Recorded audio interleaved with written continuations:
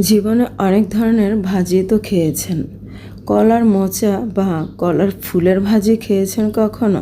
না খেলে একবার হলেও এই রেসিপিতে খেয়ে দেখবেন, অসাধারণ লাগবে। তো বন্ধুরা চলো আজকে তোমাদের সাথে শেয়ার করছি কলার মোচার ভাজি।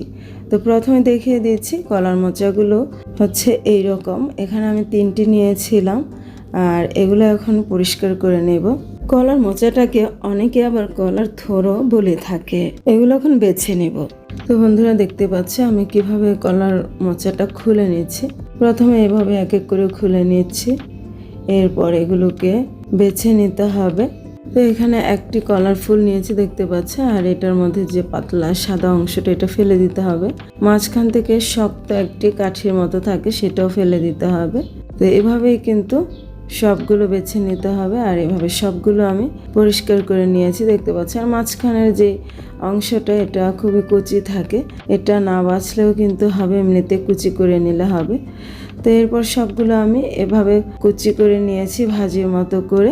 এবার এগুলোকে কয়েকবার ধুয়ে নিয়েছি। এখন এগুলোকে সিদ্ধ করে নিচ্ছি। চুলায় প্যান বসিয়ে কিছুটা পানি দিয়ে সিদ্ধ বসিয়ে দিয়েছি। এখন সামান্য কিছু লবণ দিয়ে দেব আর অল্প একটু হলুদের গুঁড়া দিয়ে দেব। এই তো লবণটা অ্যাড করে দিলাম। এখন অ্যাড করে দেব এখানে হলুদ গুঁড়া। হলুদের গুঁড়াটা না দিলেও কিন্তু হবে, তবে দিলে এর কালারটা কিন্তু অনেক বেশি সুন্দর হয়।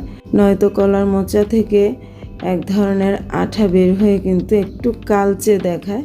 হলুদ দিয়ে সিদ্ধ করলে কিন্তু এর রংটা অনেক বেশি সুন্দর হয়।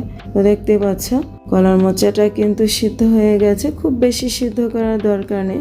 তো মোটামুটি সিদ্ধ করে নামিয়ে নিয়েছি পানিটা ছেঁকে। এরপর যে ভাজিটা করে নেব, চুলায় প্যান বসিয়ে দিয়ে দিলাম বেশ কিছুটা তেল। আর ভাজির মধ্যে তেলের পরিমাণটা কিন্তু একটু বেশিই লাগে।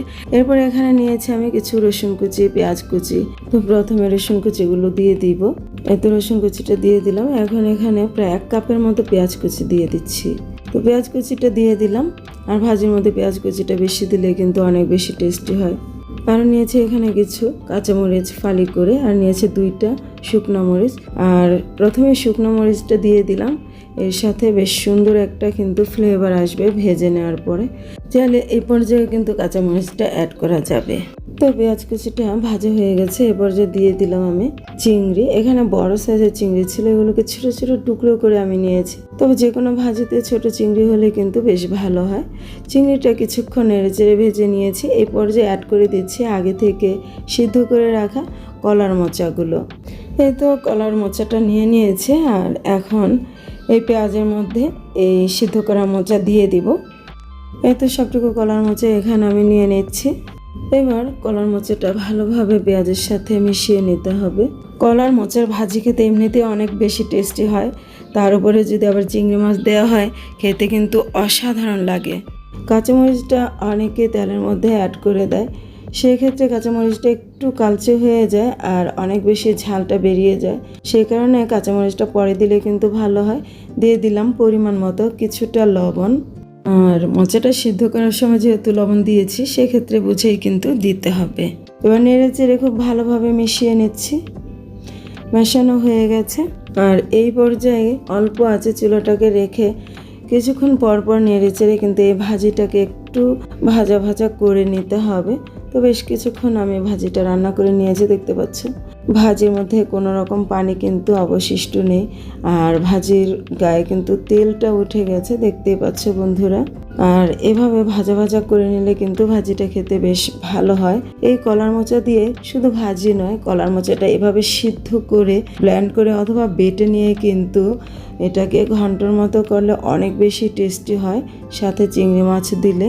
তো বন্ধুরা যারা এখনও কলার মোচা ভাজি বা কলার মোচার ঘন্ট খাওনি, একবার হলেও কিন্তু ট্রাই করে দেখতে পারো, অনেক বেশি টেস্টি হয়। তাছাড়া এই কলার মোচাতে কিন্তু অনেক বেশি আয়রন থাকে, তো মানুষের শরীরের জন্য কিন্তু এটা অনেক বেশি উপকারী হয়। আর ভাজি ছাড়াও এই কলার মোচা দিয়ে বিভিন্ন ধরনের রেসিপি কিন্তু তৈরি করা যায়। পকোড়া, পেঁয়াজু, এগুলো খেতে কিন্তু অসাধারণ হয়। তো কথা বলতে বলতে আমার ভাজিটা কিন্তু একেবারে কমপ্লিট হয়ে গেছে। এখন চুলাটা অফ করে দিব আর একটি বাটিতে নিয়ে তোমাদের সাথে শেয়ার করছি ভাজিটা ফাইনালি কেমন হলো। এই তো একটি প্লেটে আমি নিয়ে নিয়েছি বন্ধুরা, দেখতে পাচ্ছ কতটা লোভনীয় হয়েছে এই কলার মোচার ভাজি। এটা গরম ভাত দিয়ে খেতে এতটাই মজাদার হয়, না খেলে কখনোই বুঝতে পারবে না। তো বন্ধুরা, আশা রাখছি আমার আজকের এই কলার মোচার ভাজির রেসিপি তোমাদের ভালো লেগেছে। ভালো লাগলে লাইক, কমেন্ট, শেয়ার করো। আজ এ পর্যন্তই। ভালো থেকো সবাই। আল্লাহ হাফেজ।